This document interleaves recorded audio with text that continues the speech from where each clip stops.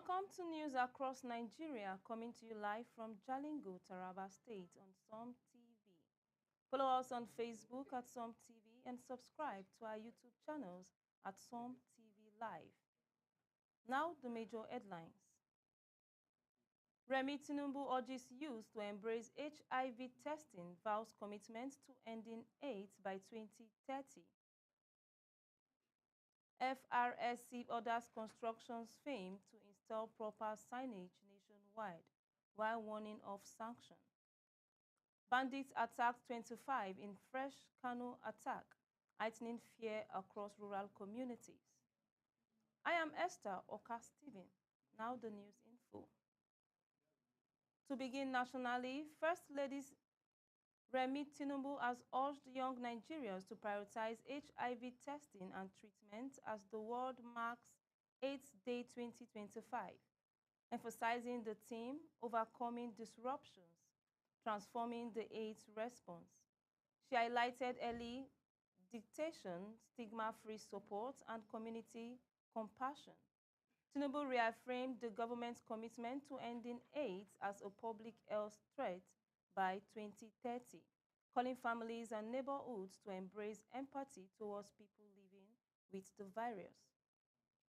In a related national concern, activist Aisha Yusufu has criticized the National Assembly for failing to protect Nigerians amid worsening insecurity.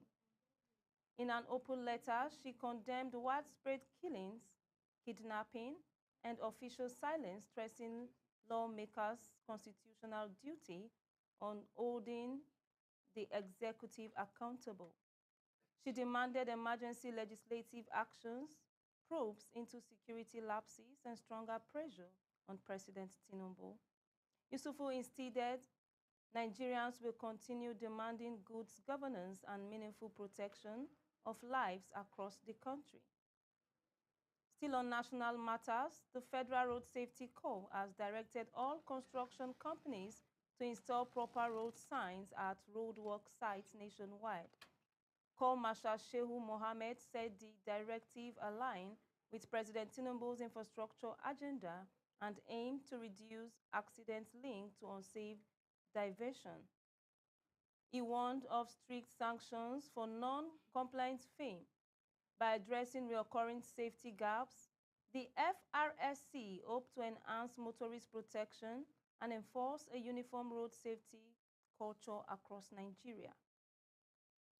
Turning to the northwest, insecurity worsened in Kano as bandits abducted at least 25 residents and injured 2 in coordinated attacks on Ungwa, Tamia, and Dabawa communities. The incident followed another abduction in Sanyawa local government area a day earlier. Shanuno spokesperson Ama Wakili confirmed the attack, noting that details are still being verified. Residents said fear is rising despite insecurity assurance, deepening concern over the persistent vulnerability of rural communities. Meanwhile, economic activities in Kano receive a boost in the state government and Dangote Group strengthening collaboration at the 46th Kano International Trade Fair. Plans include establishing a world-class rice milling plant to improve production and value addition. The Aliko Dangote Foundation pledged continued social investment in health, nutrition, and education. With over 1,000 exhibitors, the fair themed empowering SMEs for sustainable growth, spotlight SME development, and industrial skill transfer. Still in the region, the Alkali Sada Cares Foundation has launched an empowerment scheme for 16,000 women and youth across Katsina's 16 local government areas, beginning with 1,000 beneficiaries. Representing the governor's wife, officials described the initiative as timely amid rising economic pressures. Founder Ajia Zainab Sada said the programs aim to promote self-resilience through practical skills and support. Beneficiaries expressed gratitude, noting the intervention offers hope for income stability.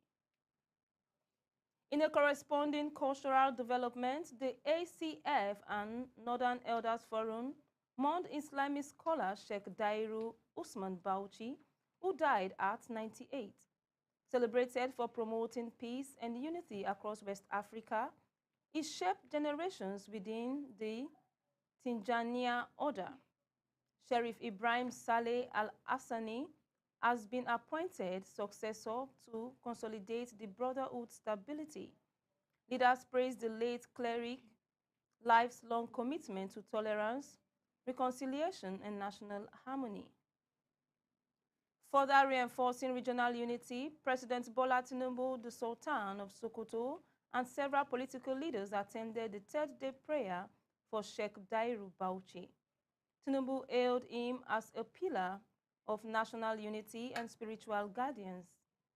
Other dignitaries extolled his humility, scholarships, and peace-building influence. The family represented by Dr. Ibrahim Dairu Bauchi appreciated the nationwide solidarity and pledged to sustain the cleric's enduring legacy. Shifting to National Central Region, Kwara and 20 other states will repeat the polio component of the measles vaccination campaign halted earlier, targeting children under 5. The exercise resumes after gaps were identified during the October rounds, including schools and logistical setbacks. The Kwara Primary Health Care Agency, in collaboration with WHO and UNICEF, aims to ensure full coverage and strengthen Nigeria's border immunization performance.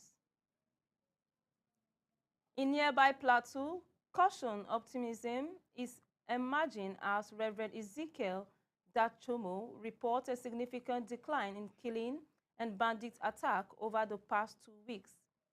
Speaking on Channels TV, he attributed the calm to strengthen dialogue with Fulani's aiders and reconciliation meeting involving Mayati Allah. Nevertheless, he warned that over 161 villages remain displaced, highlighting the deeper issues that still require sustained peace building and long-term community healing. Still within the zone, the Benue government has trained 14,942 youths and women in 40 skills to curb unemployment. Dr. Raymond Asamaka announced plans for a business fund to support SMEs and help graduates launch viable ventures.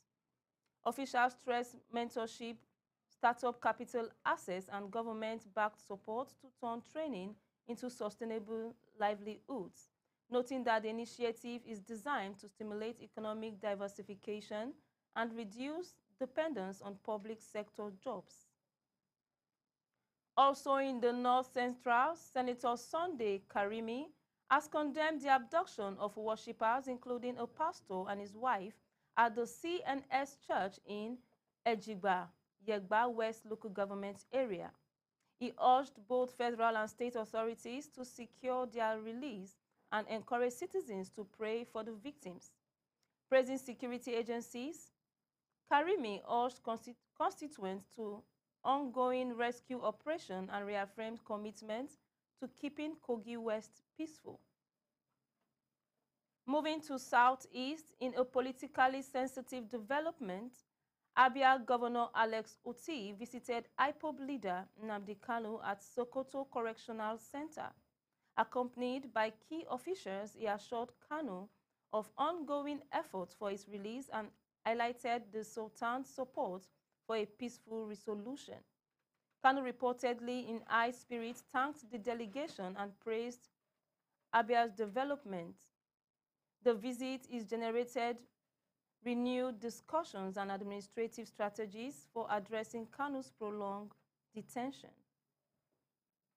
Moving to the Northeast, Adamawa Deputy Governor Professor Keletapwa Farauta congratulated 17 newly ordained ministers during the Truth Foundation Ministry Convention in Numan.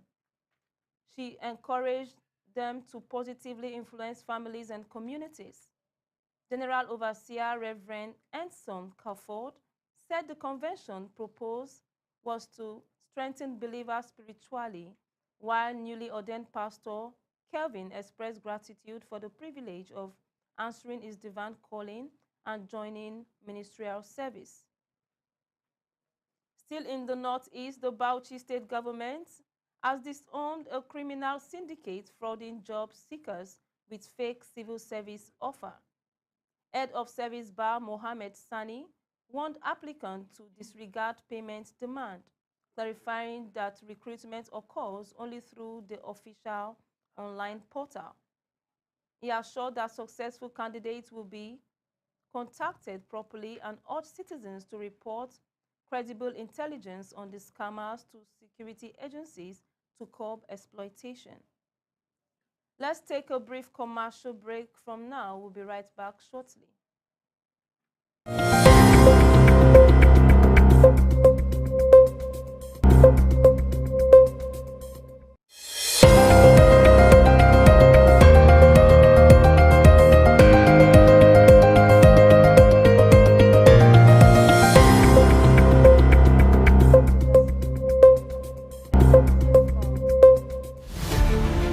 Every day begins with a need to move with purpose, to shop without stress, to send without fear, to pay without delay.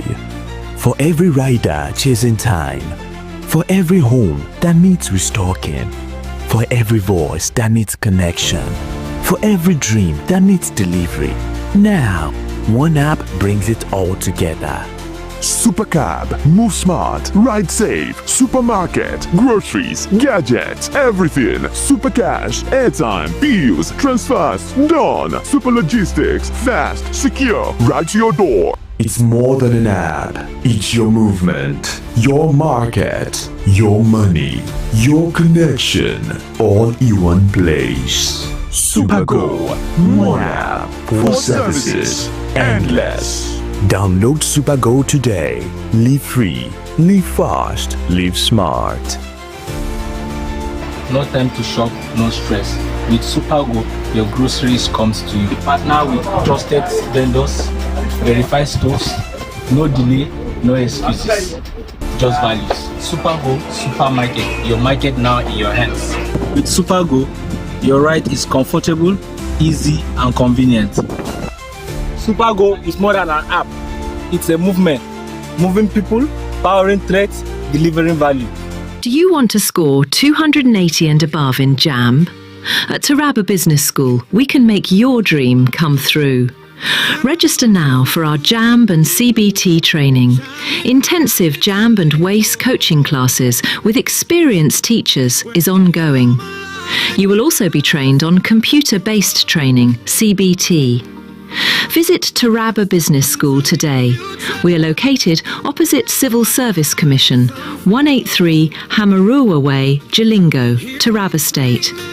You can call the following numbers for inquiries: 080 602 69140, 070 634 28464, 080 606 60861.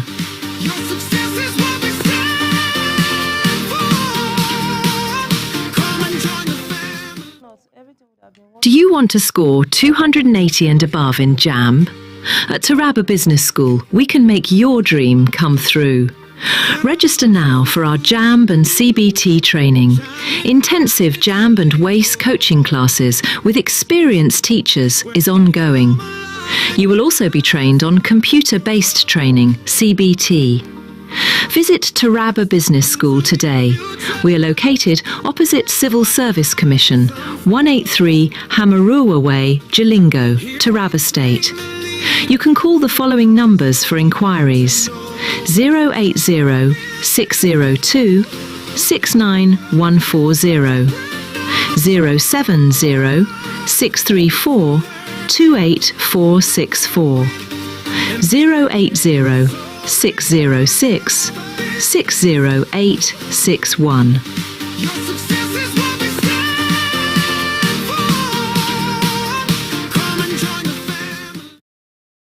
Do you want to score 280 and above in JAMB? At Taraba Business School, we can make your dream come through.